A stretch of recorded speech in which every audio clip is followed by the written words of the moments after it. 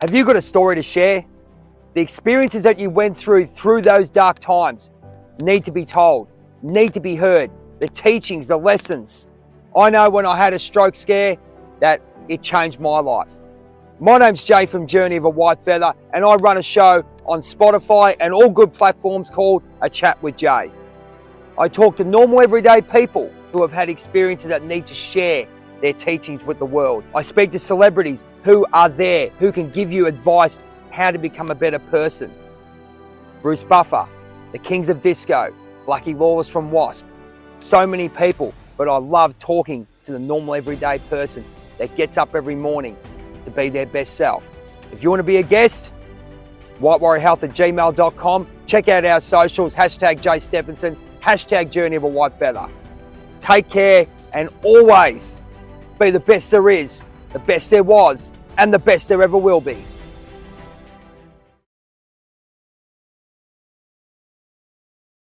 G'day guys, this is Jay here from Journey of a Whitefeather. Kangaroos, koalas, Steve Irwin impersonations, and this is a chat with Jay. Of course, it's a Robin Hood effect. Awareness, accountability, voice, choice, and freedom. And I can't have any better person on today than the mystic. I'm a ex-pro wrestler, mate, so it's all glitz, glam, and highlights. The mystic Leigh Klum. And, mate, we've connected through our friend Chief Disruptor, which I just had on last week, which was an absolutely brilliant interview. Check that out on YouTube and coming out on Spotify. But, mate, thank you so much for your time. It's I'm very humbled and gracious when people come on board and they don't know me from Borough Soap, mate, you know, and it's a pleasure to have you on. And we've had some chats about life, but let's have a quick say hello and tell us a little bit about yourself. And I'm going to get into the raw stuff, which we're talking about is people making people aware. Welcome to the show, my friend. Yeah, thank you, Jay. Really, happy to be here, and just love the fact that I've got a web page going called We Are One Community, and it's about advertising the real heroes and the real leaders of Australia. And I know you wanted me to go on about myself, but it's not about me. It's never been about me. I don't get on social media to get likes or anything. I get on social media because we've lost our leaders in the true world, and we just don't have any anymore. And I get on there through necessity in trying to create a better world for our children, because I think that the current world's got a lot that we can improve on. Is probably the best way to say it. So, I appreciate your time, mate, and what you do, because it's people like you that have the courage to do what you do, to put your head on the chopping block and stick it out there, and take all the ridicule and all the tinfoil hat, comments and the whole lot. And I don't think most gruff men really understand how much courage it actually takes to just keep talking your truth. Because we've all got our own truth, our own perceptions, but it takes a lot of courage, mate. So I don't want to talk about me. I want to talk about us, because that's what my webpage is about. And when I talk about us, mate, I think all of us. That's mate. I tell you what, I can't think of any other words in that way, my friend, because it might have started about me and getting out of where I was. Yep. But when you find people like I've got Justice Matters, Johnny, a friend of mine from New South Wales, Rid's Opinion. I just meet these wonderful people who really care about humanity in our country, and you can see and they have an awareness. They're looking that way, not that way. So it's an absolute pleasure to be with you, mate. We're going to start. You can go in about yourself as well. Just give us a bit of a rundown. Say who you are, but as you said, I absolutely agree with you. It's about us, my friend. It is. Look, mate, I look, long story short, I've lived in quite a few places and worked in quite a few industries, every level, basically, from the professional to the engineering to the trade, right down to the service industry. And I've done so much in a lot of towns around Australia. And I've never been scared of getting my hands dirty or doing a job, because the job wasn't life to me. What was life to me was what was before and after work. I remember back in my young days in apprenticeship, I used to. It took me about 6 months to make my tradesman that used to start at 7:30 start at 6 o'clock, and then another couple of months to make him only have one break a day so I could get home at 2. So he'd work from 6 to 2, because then that way I could go down to the beach for 4 or 5 hours. I had 2 days in one day, every day. So I've always been full of energy in life, and never quite understood, you know, a lot of the system. I always had questions for the system. Like, I'd look at the house loans, a 30, 40-year house loan. I'd always wonder why it took so long to repay it. And you'd see all these laws, and and I went through quite a few things when I was young as well, a few operations and that, and you'd be sort of going along well, and you'd have some money in the bank, then all of a sudden you'd have to have an operation, and then you'd have to wait 13 or 16 weeks to get any dole, but you couldn't work, but you weren't getting any wage, and then you'd lose everything again, and you just go around and around in this wheel. And so probably like most young people, and I think that's an important fact, is that we're actually here for the young people, because we've had our turn. Like, it's not about us, and it's about the young kids now coming through this world. And so you start looking at how it used to be, but you always had hope and dream, I think, in the old days, that you could actually get somewhere, and if you worked hard. But I think that dream's now disappeared. And look, you could call it entitlement and privilege as well. Like, absolutely, like we are very privileged, and I've gone on a pretty long journey over the last 10 years, and a very, very deep journey. And I know that I'm entitled, or was entitled. I'm not anymore. But I also know that I'm very, very privileged to be where I am, and to have what I have, and to have who I have around me. But it took me 48 years to realise that the important things in life wasn't what I had, but the small moments that I had in life with the people that I loved. And 10-year journey, basically a breakdown. Had a look at myself, went through a lot of things, read on a lot of religions and Buddhism and a whole lot of stuff, dove really deep, had a look at myself, didn't like the person I was. So I started a journey. Long story short, 10 years later, I've been talking now probably for 4 or 5 years, or 4 years on Instagram, which actually started as a remedy for me breaking down, because I knew that I had to be vulnerable and be honest with myself and be authentic to heal. And so and having seen a lot of people, all the suicides and that, and being involved with some suicides, and like in the last 4 months we've had 3 local suicides here in the local area, all male. I've known them all, gone to the funerals, and so you start seeing the impacts for this society on people, and it's got worse and worse and worse. And as an employer, I've seen the impacts on the people, and I see the way that I suppose all business industries work at the moment, and it's really driven around all profit at all cost. And our focus, our virtue has all gone to about cost. Everything's about cost. Everything's about making money. We seem to have this culture of I'll take as much as I can and give as little as I can. We have a transfer of liability culture. I've got a lot of detail on this in the background, but I'll keep it pretty light. But we have a transfer of liability culture that's been evident not only in our laws and compliance, but also in our Australian standards and all sorts of things, and contracts as well. And business has gone from fair and reasonable to really just trying to strangle someone to see how much, how small the price can be so you can make more profit. And it just seems to be normal business practice. And, so in my journey over the 10 years, I was gaining, I didn't like the person that I'd become. I wasn't a bad person. I was very successful in the system, but to be successful in the system, you have to be of a particular type of person. And I didn't like that person. So, I kept working on myself, being authentic. And, I gained more and more clarity and more integrity. And I just got to a point where I couldn't do it anymore, which is, one of the reasons why I resigned from a company. And in the event of me resigning, it sort of eventually shut down. And, so we when we shut our company down, we got everyone jobs. We didn't hurt our clients. We did it really well. Like, it was actually a conscious exit of the industry, and we're in the biggest industries in Australia. And so it's been an interesting journey, because when I let go and broke down and found my authenticity, everything in my life just worked.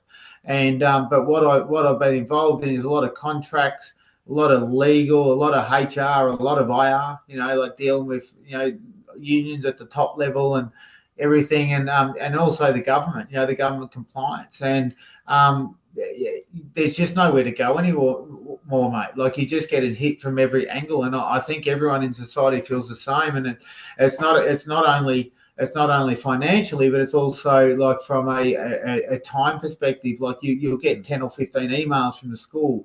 You'll have to log on and you'll have to scan your Medicare things, where once you walked in and just paid it, you just put it over the counter. So you know what gets me, Lee? What gets me is a big thing, and you made a lot of good points there. Being awake and aware of what's happening. I mean, the one that really scares me in one way. Remember the after? Have you heard of Afterpay yet?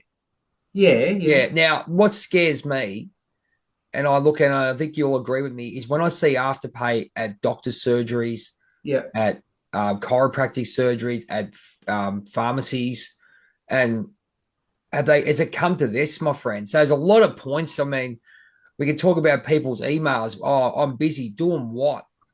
Getting away from, you're disconnecting from yourself, as we're speaking about. As you said, both of us have found our authentic voice.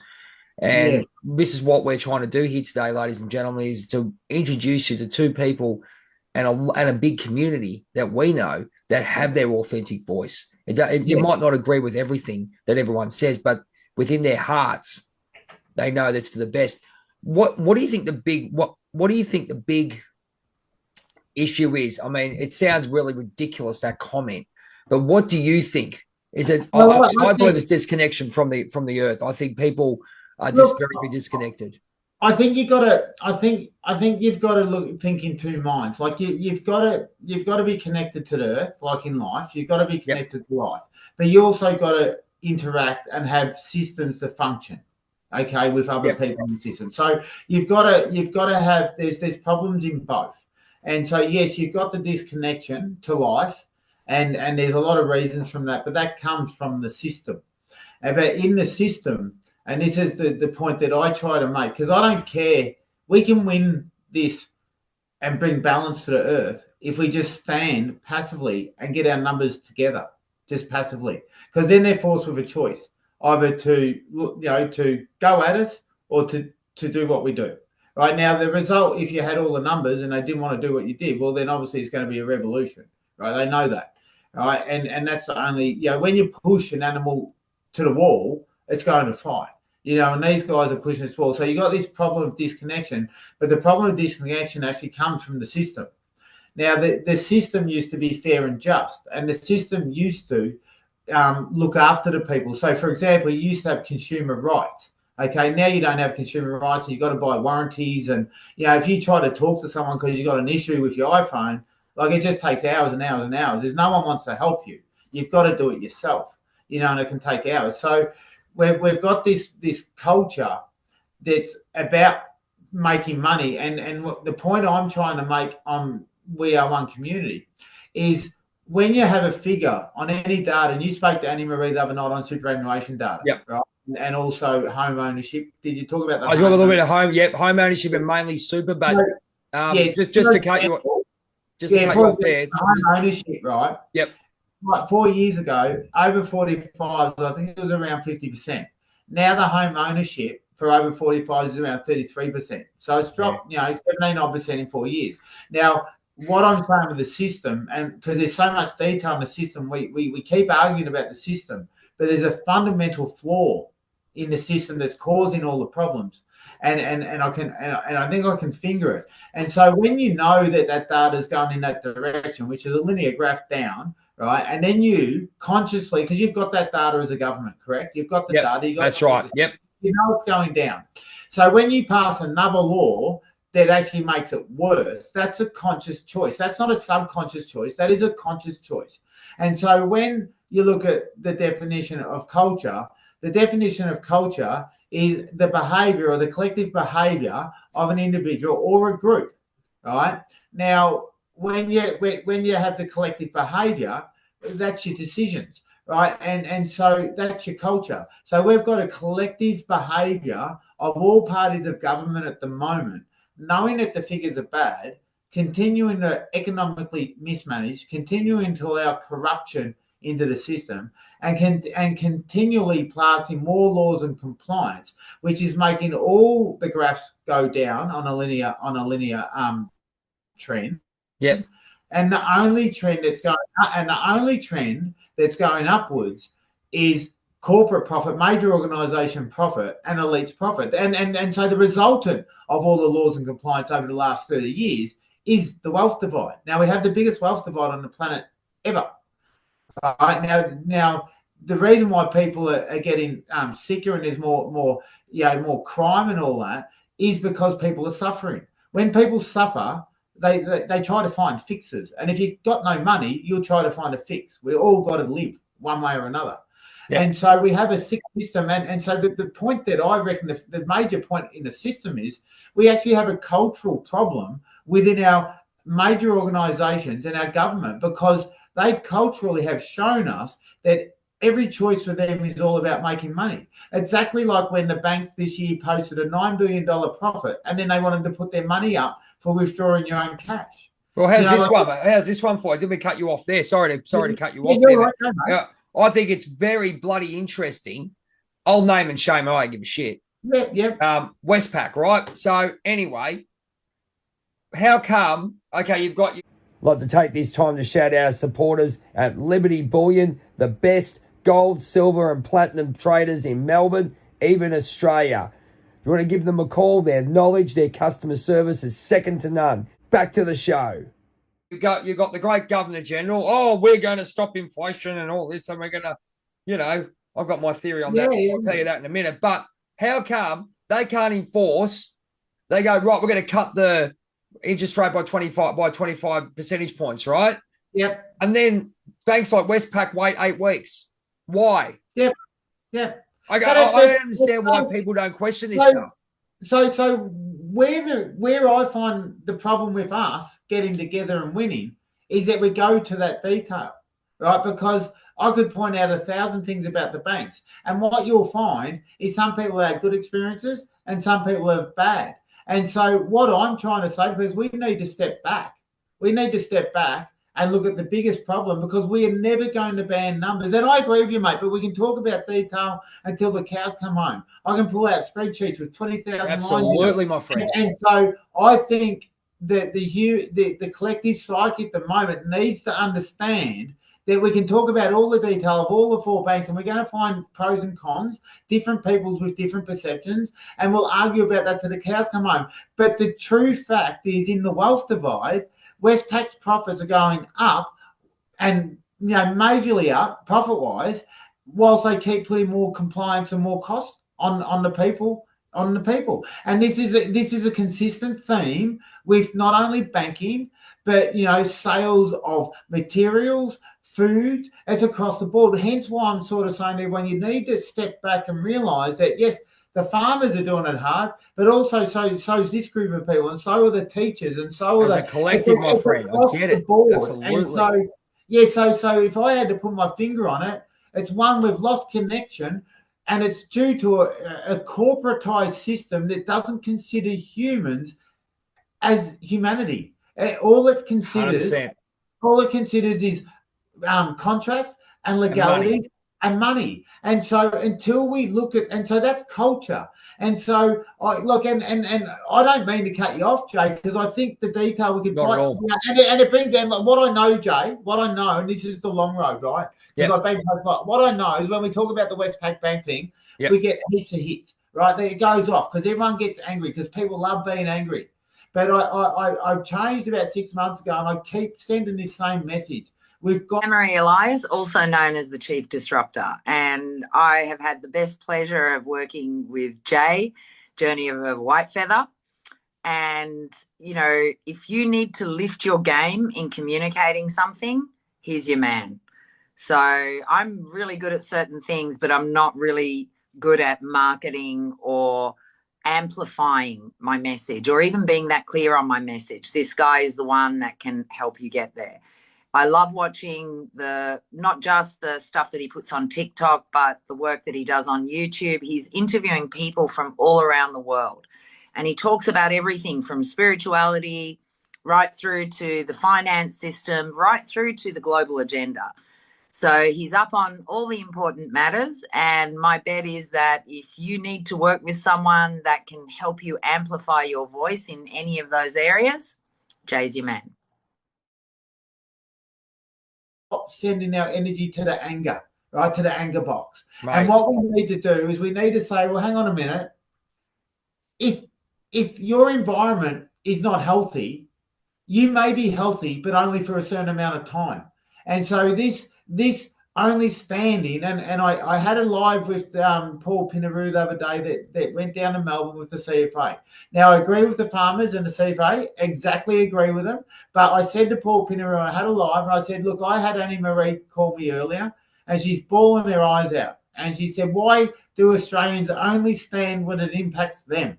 Right? And when I was talking to Paul, I said, you do realise that the compliance you're seeing there, and I reeled off about another 10 different industries and different laws that have been made to him, and said, well, it's been made there, and there. Why aren't we standing as a whole? Right, we've got the inheritance tax, we've got the, like listen to this. If you want to talk detail, I can give you detail, right? So the labour hire licence for Victoria. So we've been contracting for decades. All of a sudden we need a labour hire licence. What's the result of a labour hire licence? Oh, you just fill this form out, you got to pay more compliance, right? So in our case, our labour hire licence was about $9,000 to $10,000 a year, right? Just extra. It just comes in. It's just new compliance. Just another 10 grand. Thank you very much. So that just goes on to cost everything. Everyone wonders why the cost keeps going up. It's because of the compliance, right?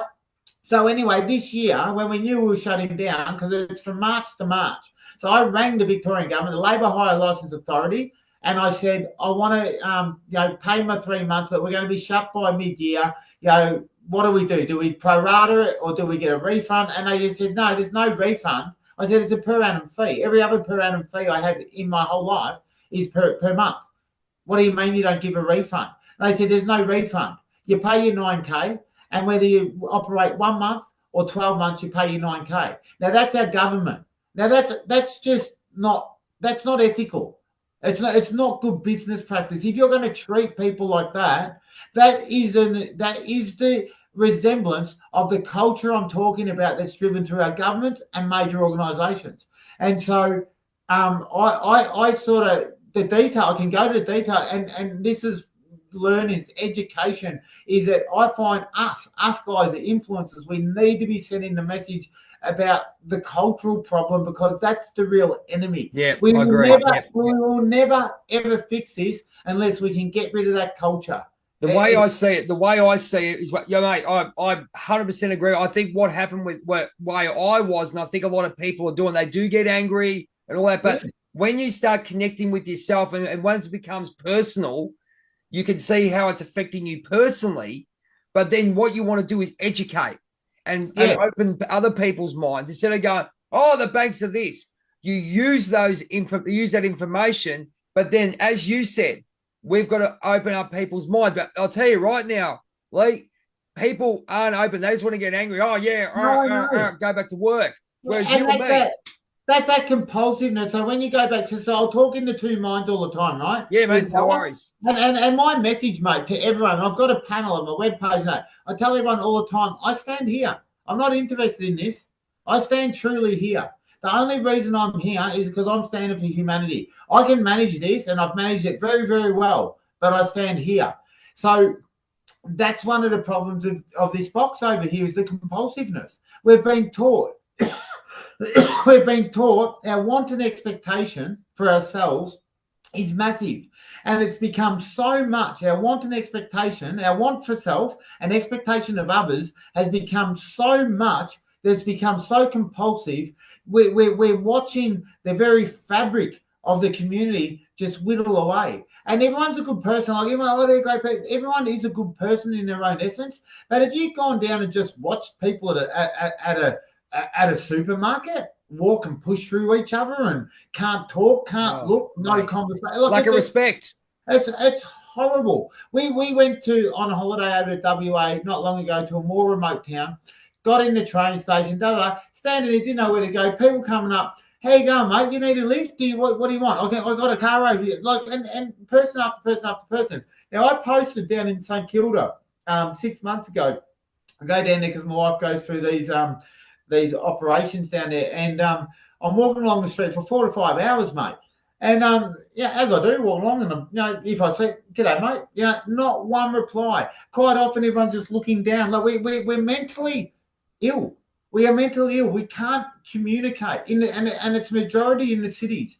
And as you get out to the countries, it's more. So when you look at this box, I think what's happened, and I do a little bit of teaching as well, but I think in this box, what's actually happened is we're so disconnected from life and values and morals, right, and ethics and integrity, that it's basically like the end of Rome, like when it was all about money, and the population got greedy, and it just fell to pieces. And that's what I'm seeing happening right now. Like it, and so, for example, the fireys are out doing what they're doing, great. And I'm going to be a volunteer fire as well, and I'm got land, and I'm going to pay the tax, and I'm going to fight as well. But we should be also fighting for the elderly and the 17% people that have lost their houses over the last 4 years due to all the laws and the compliance. And so this is entitlement. Something hits us, we want to go and stand. And so the two messages I have for people: look, I love life and I love everyone, but we're never going to get anywhere unless we can stand together. And what we've got to realise is, if we don't stand for others, if we don't stand for the vulnerable like we used to, because that's what we used to do. We used to stand for the vulnerable, and we don't anymore. And if the strongest can't stand for the vulnerable, then we're done in humanity. There's no humanity. And they're the messages that I see, mate. And mate, so much detail, so much to get angry about. And I don't even think you have to talk Labor or Liberal. I think you could keep punching data out on like the wealth divide and the compliance laws. And it's just one thing after another. And I saw it in business, mate. Every time you make a little bit more money, there's more glass ceilings, tax-wise and everything. And then there's sort of loopholes, and people can just shove money around, and and all that's completely legal. And I remember saying to my accountant once, I said, "Wow, how can you do that? That doesn't seem right."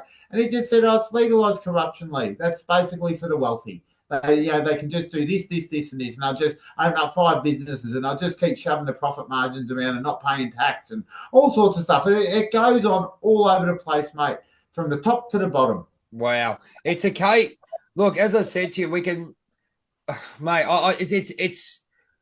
I see a lot of people going around. As I said to you, we're trying, whether they're trying to wake people up. I think there's a lot of people like us there, Lee. From what I'm saying, especially on TikTok, I see a lot of people. That's a really good platform. And again, it's like, I'll give you a good example. My mate said to me when I had my awakening process and I went down in the dumps, and he always said, you used everything for the positive. So that was my mindset. So that's what got me thinking about, even though we mentioned the banks and all that stuff, it's to get them connected again so they can actually spread the word and connect with others like you and me. But I'll tell you one thing, this is what I tell people, and I said, have a think about this, guys. We can't afford anything, right? But shouldn't we be supporting small business? Shouldn't we be? If I had an extra X amount of dollars, I'd be buying whatever I need to buy.